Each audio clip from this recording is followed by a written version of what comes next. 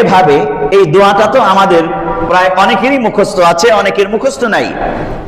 প্যারা নবী সাল্লাল্লাহু আলাইহি ওয়াসাল্লাম জবাই করতে গিয়ে এই দোয়াটা পাঠ করতেন, ইন্নী ওয়াজ্জাহতু ওয়াজহিয়া লিল্লাযী ফাতারাস সামাওয়াতি ওয়াল আরদা হানিফা ওয়া মা আনা মিনাল মুসলিমিন, ইন্না সালাতি ওয়া নুসুকি ওয়া মাহইয়ায়া ওয়া মামাতি লিল্লাহি রাব্বিল আলামিন লা শারীকা লাহু ওয়া বিযালিকা উমিরতু ওয়া আনা মিনাল মুসলিমিন, বিসমিল্লাহি আল্লাহু আকবার।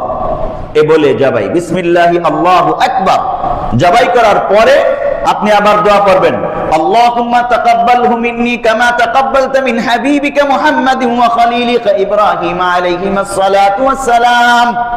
এই হলো পূর্ণাঙ্গ দোয়া। জবাই করার ক্ষেত্রে এই দোয়াটা পড়তে হয়, এটা পড়া সুন্নাত। হাদিসটি রয়েছে সুনানে আবু দাউদ 386 নম্বর হাদিস। প্রশ্ন,